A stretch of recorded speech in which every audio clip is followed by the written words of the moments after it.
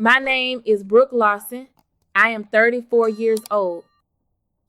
14 years ago, the day my daughter Lily was born, my mother-in-law, Gloria Ellis, burst into the recovery room and told the entire staff and my husband Nathan that there was no possibility this child was his because I had been unfaithful during our marriage. She demanded an immediate paternity test, turning what should have been the happiest moment of my life into a nightmare of doubt and humiliation. That single act of cruelty set the tone for everything that followed. Today, I am sitting across from her in a packed lawyer's office in Rochester, New York, where she is once again questioning Lily's place in the family during a mediation for her father in law's estate, trying to cut us out with the same old lies. But after years of building my own strength and career, I am done letting her control the narrative, and I am prepared to stand my ground no matter how much it hurts. If you have ever dealt with a toxic in-law who tried to rewrite your family's story just to hurt you, drop a comment below and tell me what you would have done in that mediation room. Hit like if this already has your heart racing, and subscribe because the next part of what she did next is even worse. That mediation room smelled like stale coffee and old carpet, but the real stink came from Gloria sitting there in her perfectly pressed cardigan, smiling like she had never done a single thing wrong in her life. She leaned forward across the polished table and said in that sweet as sugar voice she saves for public moments, "Well, Rebecca, the lawyer needs to know the truth about Lily's background before we talk about any estate shares." We all remember how uncertain things were at the beginning, don't we? Nathan, my husband.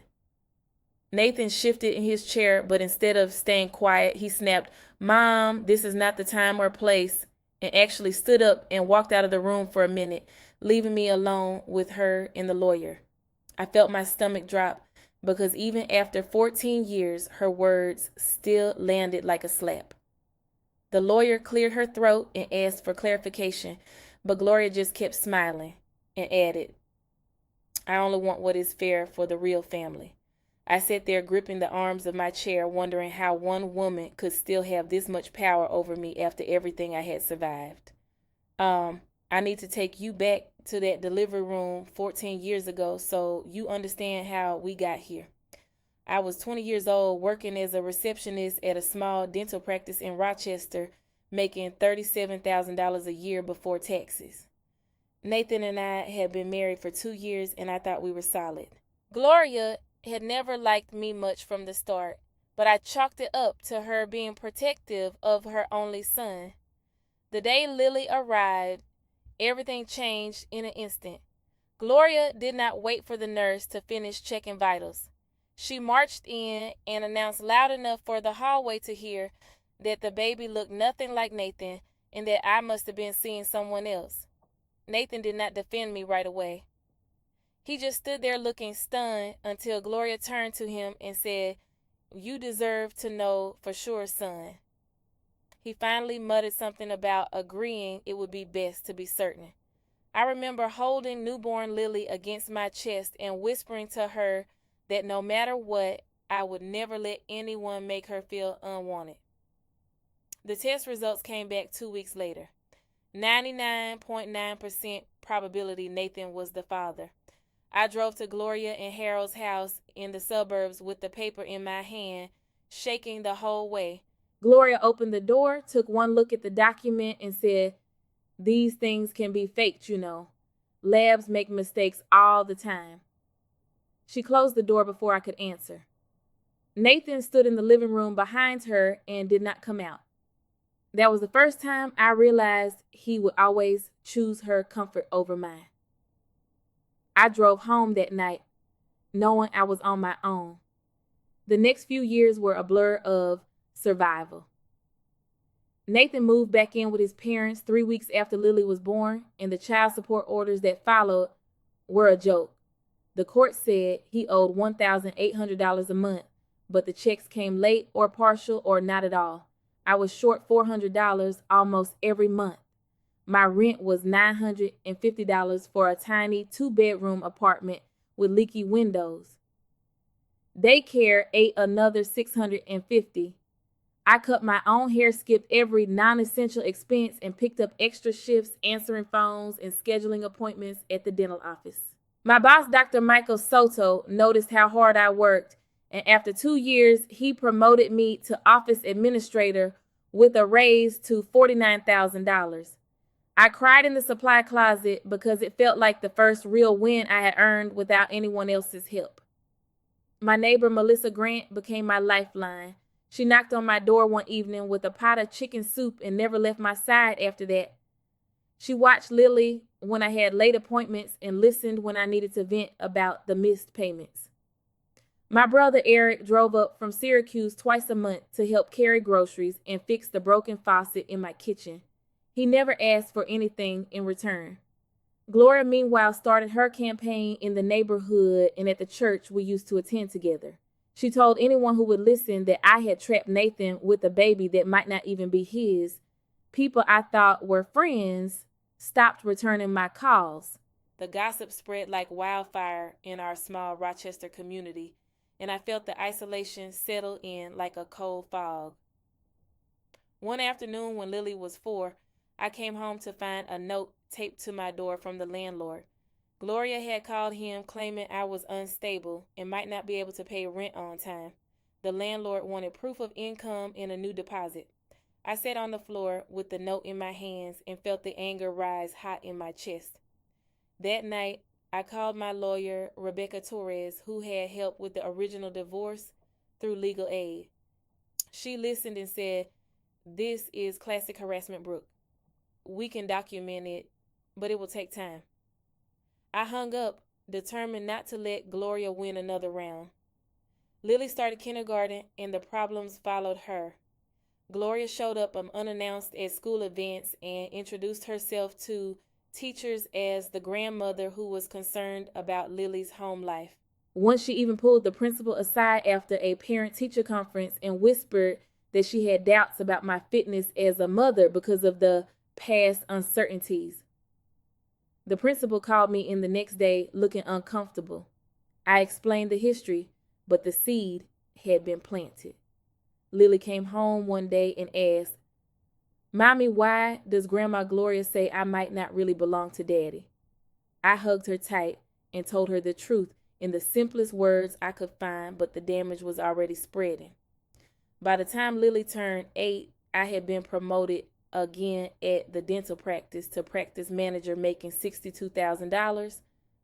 I bought a modest 3-bedroom house in a quieter part of Rochester with a small yard where Lily could play.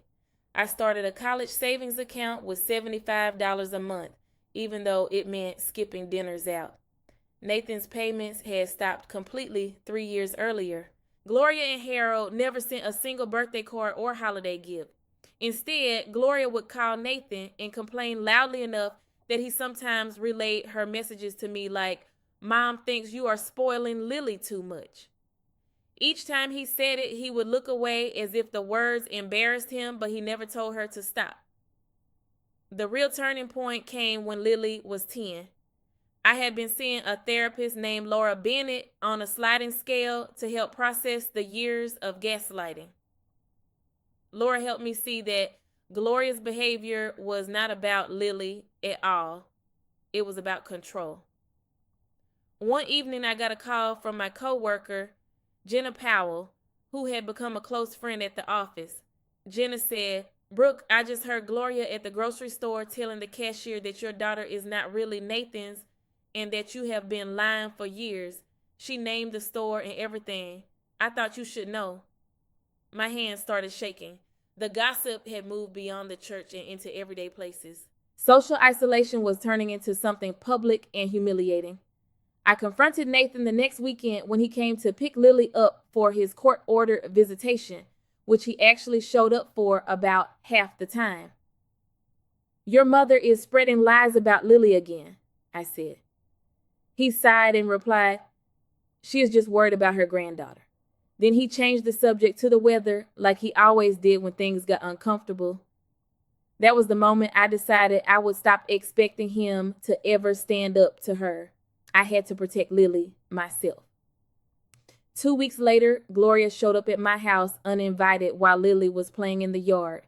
She smiled at my daughter and said, "Sweetheart, you know you can always come stay with me and Grandpa if things get too confusing at home." Lily looked at me with wide eyes. I stepped between them and told Gloria, "You are not welcome here. Leave." She laughed softly and replied, "You are making this harder than it needs to be, Brooke. The truth always comes out." She walked back to her car, but the threat lingered in the air like smoke. I closed the door and leaned against it, wondering how much more of this I could take before something broke. That same month, my mentor, Marcus Hayes, who had been a senior administrator at the dental practice before retiring, pulled me aside after a staff meeting. He had become like a father figure to me over the years and knew bits of my story. "Brooke, I heard some whispers around town. If Gloria is trying to damage your reputation at work or with Lily's school, we need a plan. You have built too much to let her tear it down." His words gave me the courage to start documenting every incident. I kept a folder with dates, times, and witnesses, including Jenna, who offered to write a statement about the grocery store conversation. Lily turned 11 and started asking more questions. She found an old envelope in my desk drawer one afternoon while looking for school supplies. Inside was the original paternity test result.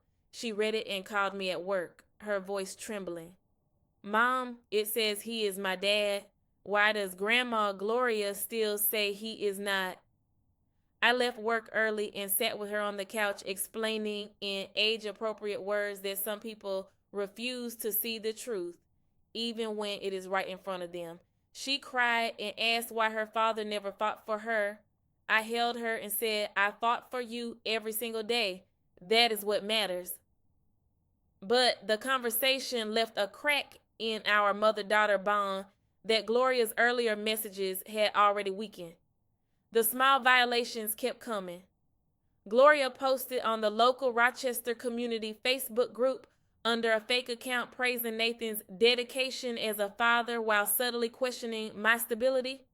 Jenna spotted it and showed me the screen. "This is getting out of hand, Brooke," she said. I reported the post, but the damage was done. A few parents at Lily's soccer games started giving me sideways looks. Social exile was closing in, and I felt the walls of my carefully built life starting to press tighter. One evening, after a long day at the dental office, Dr. Michael Soto called me into his office.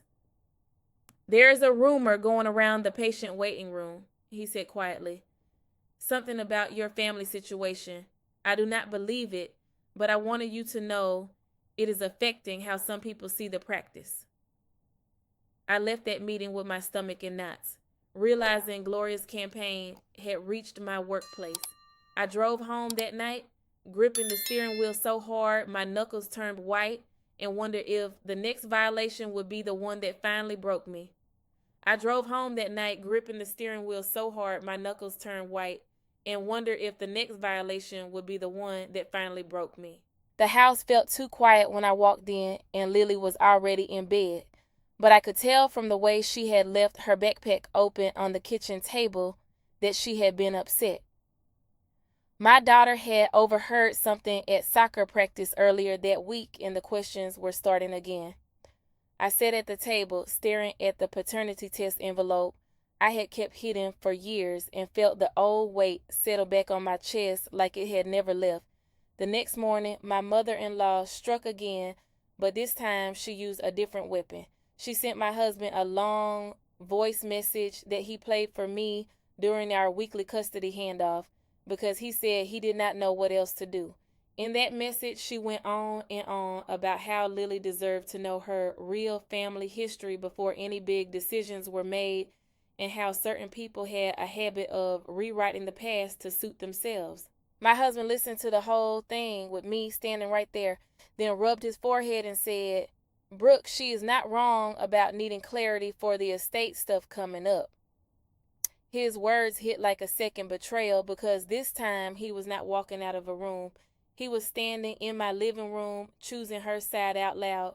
I told him to leave and take his mother's message with him. He slammed the door harder than usual, but the sound did not cover the way my heart was pounding. 2 days later, the school principal called me in for an unscheduled meeting. Lily had gotten into a small argument with another girl on the playground, and somehow my mother-in-law had already heard about it through the parent grapevine. She had called the office pretending to be concerned about Lily's emotional stability at home. The principal, a woman named Carla Ruiz, who had always been fair before, looked at me with new hesitation in her eyes and asked if there had been any family stress lately that might be affecting my daughter. I kept my voice steady and explained the long history, but I could see the doubt flickering across her face. When I picked Lily up that afternoon, she would not look at me in the car and whispered, "Grandma Gloria texted me again, saying I should ask you about the test." My hands shook on the steering wheel the whole drive home because I realized my mother-in-law had found a way to reach my daughter directly on a new app the kids were using.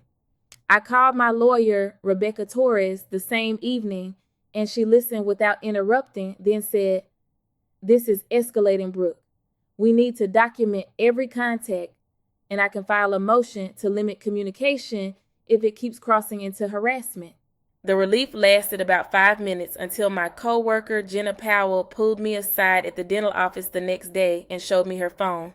My mother-in-law had joined a local Rochester moms group online and posted a vague story about a young mother who had tricked a good man into raising a child that might not be his. She did not name me, but everyone who knew our history understood exactly who she meant. Jenna squeezed my arm and said, "I backed you up in the comments, but this is getting ugly fast." The post already had 40 likes, and I felt the reputation I had spent 14 years rebuilding start to crack under the weight of her lies.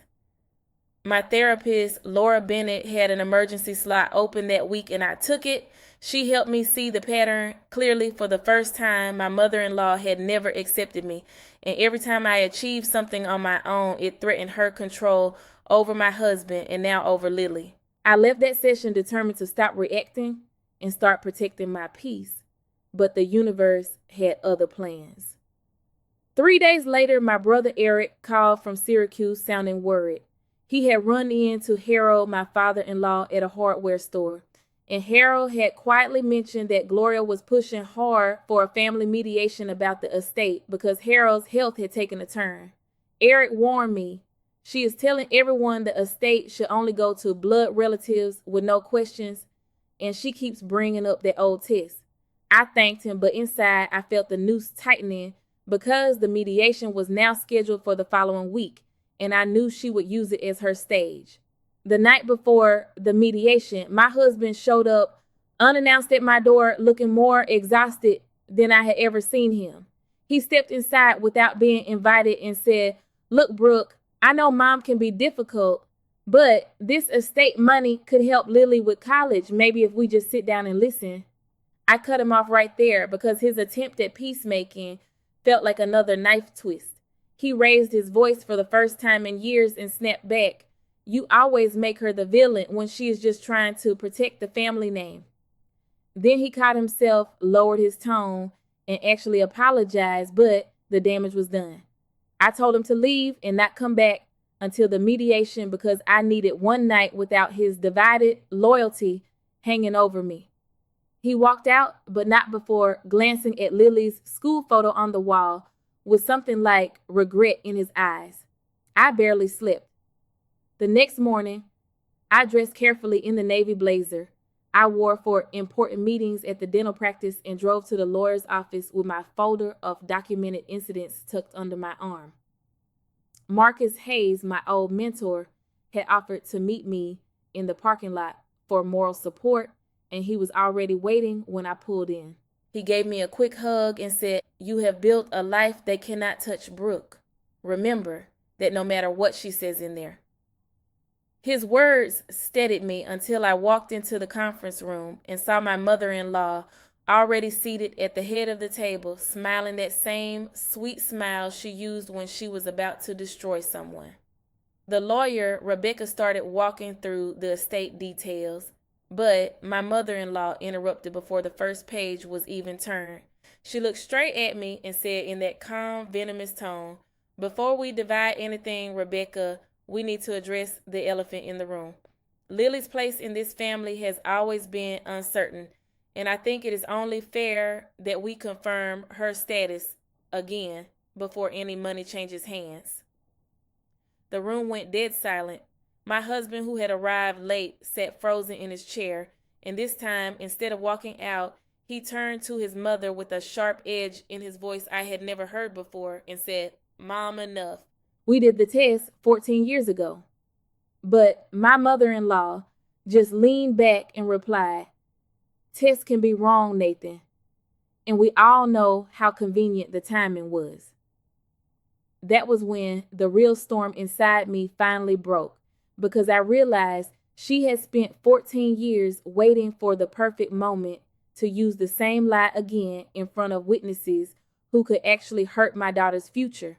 My heart was hammering so hard I could feel it in my throat, and I knew the next words out of her mouth would decide whether I walked out of that room still fighting or finally drew the line that could never be uncrossed.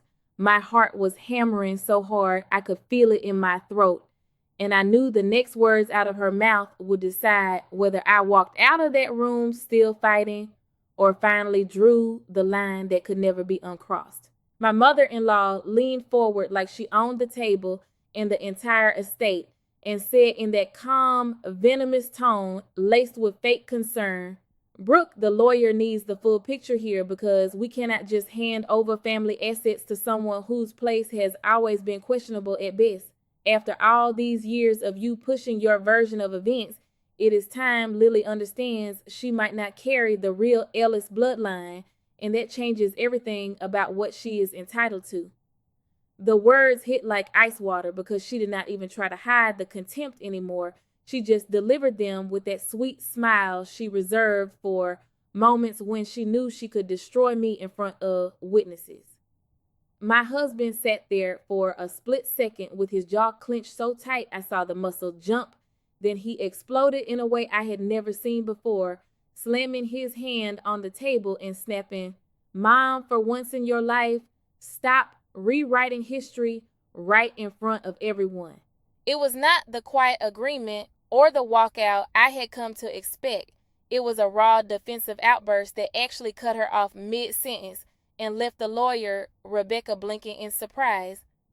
My mother-in-law's eyes narrowed, but before she could fire back, my husband turned to me with a look I could not read and muttered, "This ends today, Brooke. I have let this go on too long." The room felt charged like a wire about to snap, and I held my breath because for the first time in 14 years he had pushed back hard enough to make her pause. But I still did not trust the ship. Rebecca cleared her throat and tried to steer us back to the estate documents, but my mother-in-law was not done. She ignored her completely and kept her eyes locked on me, adding, "You have always been the outsider, Brooke, playing the victim while I protected my son from your schemes. The test might have said one thing, but we all remember how convenient it was and how quickly you locked him in." That was when the hidden truth slipped out like she could not help herself. She glanced at my husband and said, "Nathan, you know I kept copies of everything, including the original lab notes that raised real questions before you two settled on that 99.9% story." My stomach dropped because I had never heard about any original lab notes, and the way my husband flinched told me he had known about them all along and never told me. The betrayal layered on top of 14 years of silence felt like the final slap that made everything click into place. I stood up slowly, my hands steady even though my pulse was racing, and looked straight at my mother-in-law. "You have spent 14 years trying to erase my daughter from your family with lies and gossip, and now you want to use an estate to do it legally? I am done. Lily and I do not need your money or your approval or your version of the truth. We built our life without you and we will keep it that way." My husband started to speak, but I cut him off because I could see the same old pattern trying to creep back in. And you, Nathan, you just admitted you knew about those lab notes and still let her poison everything. I am drawing the line here and now. No more mediation, no more visits, no more contact. Lily stays with me, and you can explain to her why her father chose his mother over her for the last time. The lawyer tried to calm things down, but my mother-in-law leaned back with that triumphant little smile and said, "You will regret this, Brooke," when Lily asked why she has nothing from her grandfather's side. That was the moment my phone buzzed on the table with a text from my coworker, Jenna Powell, that read, "Just heard from the school principal. Again, Gloria called them this morning, claiming you are unfit. I have statements ready if you need them." The timing felt like the universe confirming I was making the right choice, even if it meant walking away from any financial cushion the estate might have offered. My husband stood up too, his face flushed with that same quiet anger from earlier, and he actually followed me into the hallway outside the conference room for a private confrontation that shocked me more than anything else that day. He grabbed my arm lightly and said, "Brooke, wait, I have been trapped between you two for years and I am exhausted. I should have stopped her sooner, but I cannot lose my whole family over this." His words were a mix of apology and blame that left me feeling even more isolated because they proved he still saw it as two sides instead of right and wrong. I pulled my arm away and looked him in the eye for the last time. "Your family is the one you built with me and Lily, but you never chose it. I'm choosing us now, and that means no more of this." I walked out of the building with Marcus Hayes waiting in the parking lot, exactly as he had promised. He did not ask questions, he just drove me home, and on the way he said, "You did the hardest thing today, Brooke, but you protected your daughter from years more of the same poison." When I got inside, my daughter Lily was waiting at the kitchen table with her backpack still on, and she looked up at me with those same dark eyes that had always reminded me why I fought so hard. I sat down and told her everything that had happened in simple words, and she hugged me tight and whispered, "I do not need them, Mom. I just need you." That moment made the cost feel worth it, even though I knew it meant losing any chance of future support from my husband or his side of the family, and even though the gossip in Rochester would probably flare up again once my mother-in-law started her next campaign. The weeks that followed were quieter, but heavier than I expected. My husband tried calling twice, but I blocked the number and changed my visitation agreement through Rebecca, so all communication went through the lawyer. The estate mediation continued without me, and Lily received nothing, which stung more than I wanted to admit, because it was not about the money, it was about the clear message that my mother-in-law had finally succeeded in labeling us outsiders forever.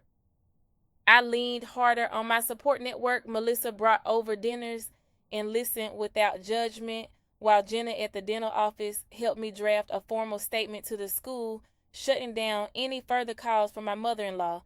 Dr. Michael Soto even pulled me aside one afternoon and said the practice was behind me 100% and offered me extra flexibility so I could be home more for Lily. Eric drove up from Syracuse the following weekend and helped me update the locks on the house just in case, and Marcus checked in every few days with quiet advice that kept me steady. Lily thrived in the new normal. She made the soccer team and started talking about college plans without once mentioning her father's side of the family. I kept putting $75 a month into her savings account, the same as always, and watched her grow into a confident young girl who knew her worth because I had shown her every single day what real love looked like. The isolation hit me hardest on holidays when the house felt emptier than before. But every time the doubt crept in, I remembered that mediation room and the way my mother-in-law had tried to erase us one last time. I had chosen myself and my daughter over their version of family, and that choice came with a price, but it also came with peace I had never known in 14 years. Looking back now, I realized the real victory was never about winning the estate or forcing an apology. It was about finally refusing to let my mother-in-law control the story of our lives. She lost the power to make me doubt myself or make my daughter feel less than, and that is the kind of freedom money cannot buy, even if it means standing alone sometimes. If you have ever had an in-law who tried to rewrite your entire family history just to keep control, I want you to know you are not crazy for walking away. It hurts and it leaves scars, but on the other side, you get to write your own ending without their poison in every chapter. Thank you for listening to my story all the way through. It still stings to tell, but sharing it feels like closing the book for good. What would you have done if your mother-in-law pulled out hidden lab notes in front of a lawyer and tried to cut your child out of an estate right in front of you? Drop your thoughts in the comments. I read every single one, and they remind me I am not alone in this.